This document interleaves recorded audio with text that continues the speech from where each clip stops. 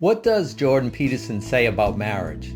We're going to explore his view of marriage from a compilation of clips that discuss the importance of marriage, intimacy and healthy communication, the importance of commitment, the sexual relationship, divorce, and the importance of the divine third in the married relationship. So let's jump right in and hear Dr. Peterson talk about the purpose of marriage.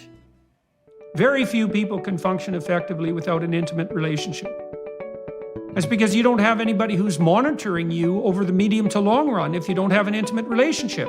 And so how can you organize yourself intelligibly and sanely without the medium to long-term orientation? You just can't do it. And how can you tell if you're being a civilized human being if you're not bouncing your behavior off someone really close to you continually? You can't. Right. You need the intimate relationship. Let's see what Dr. Peterson has to say about healthy and intimate communication. Do you want a partner that never disagrees with you? Jordan Peterson says no. You want someone that is willing to disagree, challenge you, and honestly give you feedback. Listen to Jordan Peterson. You know, people think, well, I want to get along perfectly with my partner. It's like, no, you probably don't. You just get bored, and then you go looking for trouble. And so you want a little bit of trouble in the relationship, and a little bit of mystery, and a little bit of combativeness, and the ability to exchange opinions forthrightly. And what type of partner do you want? You want someone that you can spar with, says Jordan Peterson. What does it mean to spar? It means to box in a friendly way that does not cause injury, yet it is engaged in conflict. A healthy engagement in conflict will challenge you, help you grow, synergize your two minds into one, and create a higher level of solutions to the family problems. Listen to what Jordan Peterson says. You want someone, I think, in a relationship that you can spar with.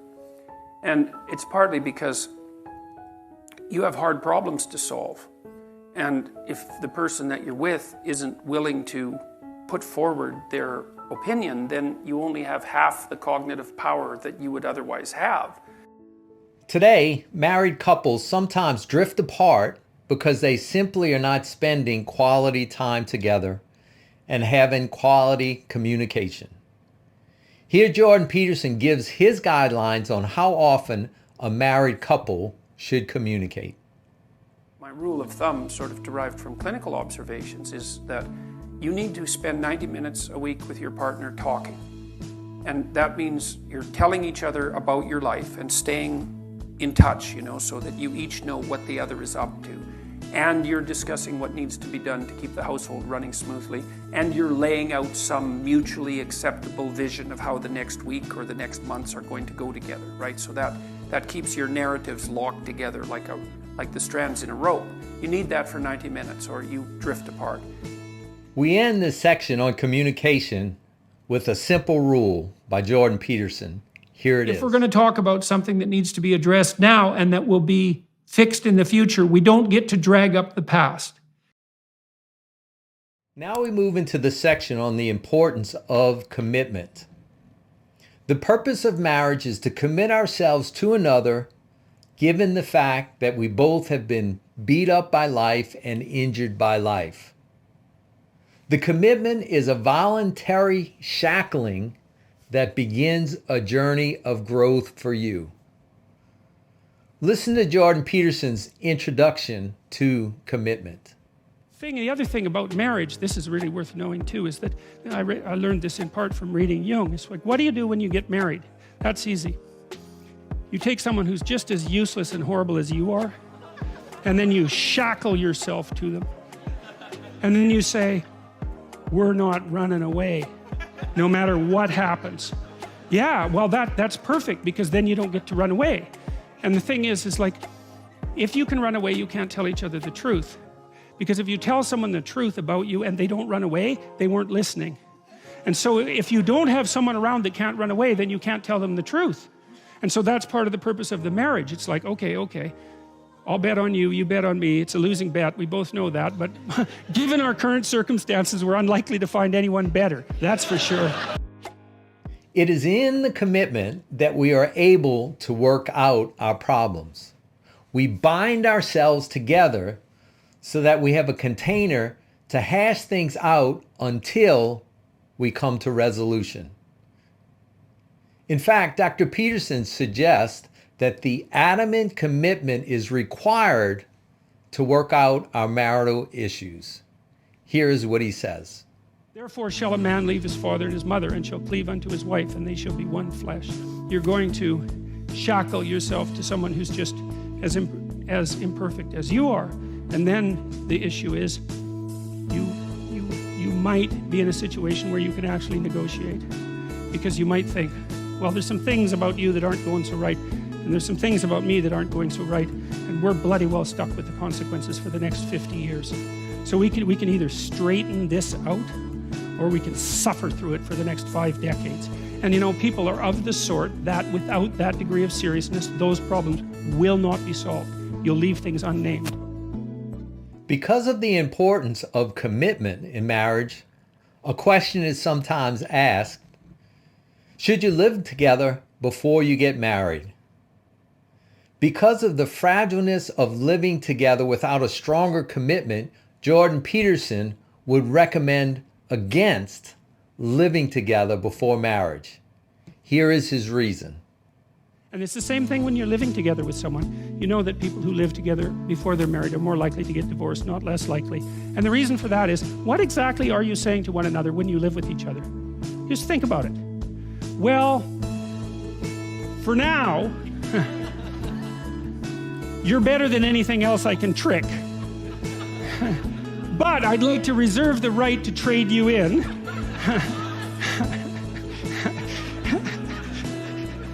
Conveniently, if someone better happens to stumble into me. Jordan Peterson can't talk about marriage without talking about the topic of the sexual relationship in marriage or intimacy. And why is it difficult for couples to talk about sex in marriage?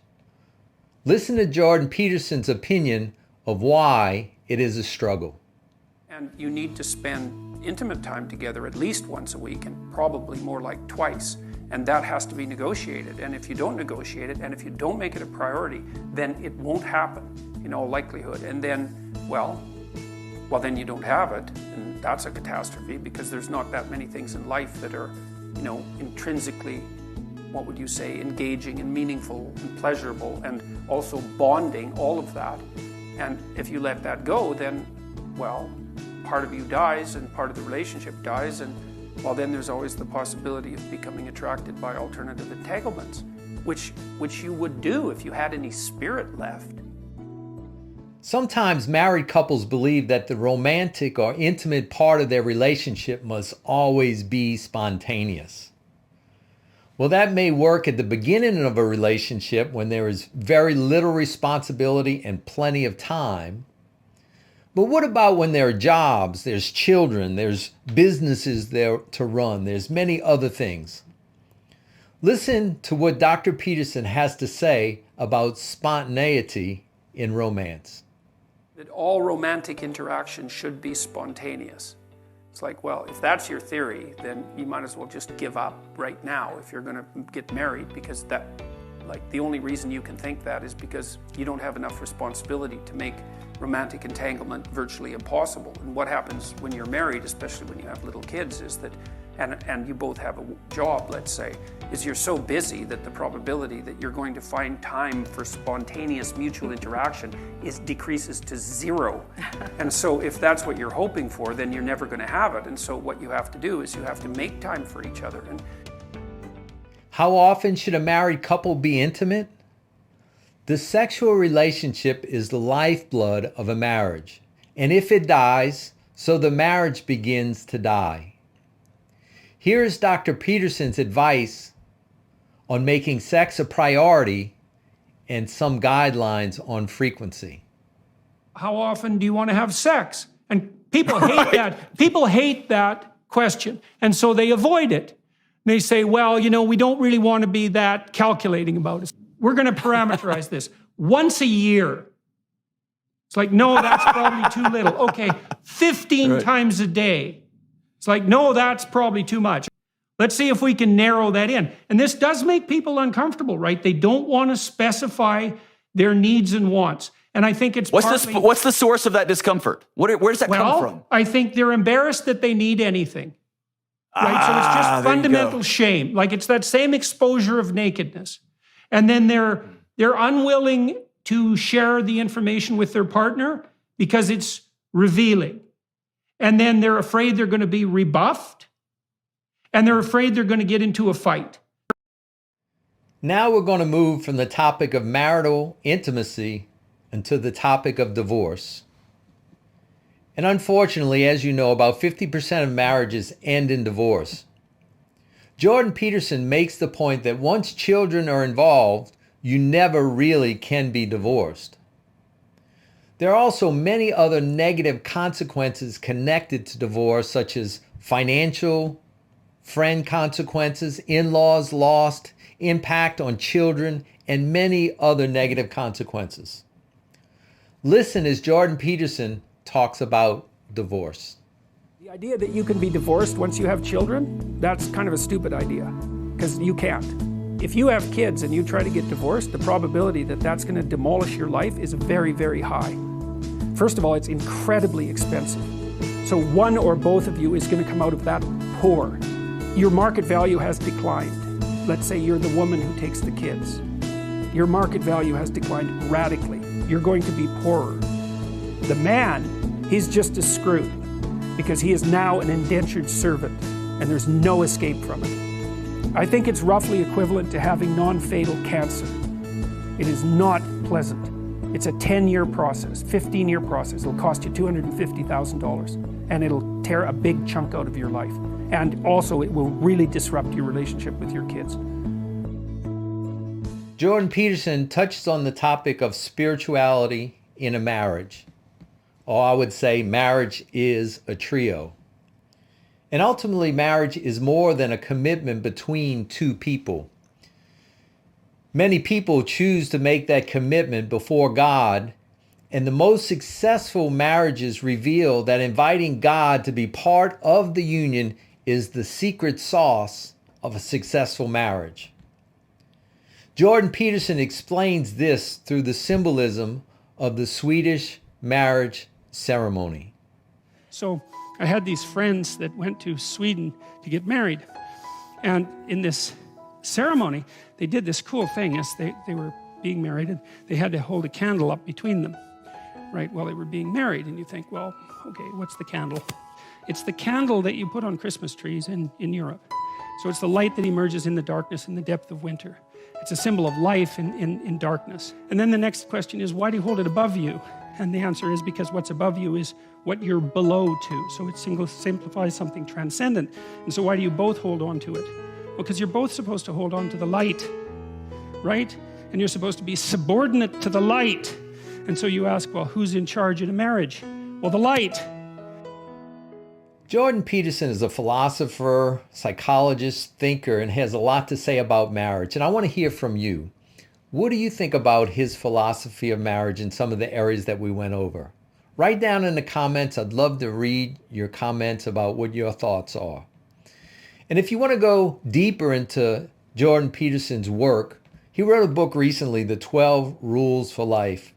Excellent book. If you're interested in that, you can find that link in the description. You can get that today. I know you'll enjoy it. And my wife and I also have both been therapists, marriage counselors for 30 years. We have lots of videos on marriage that I think you'll enjoy. So if you're interested in any of those, click on this playlist now and we'll see you in the next video.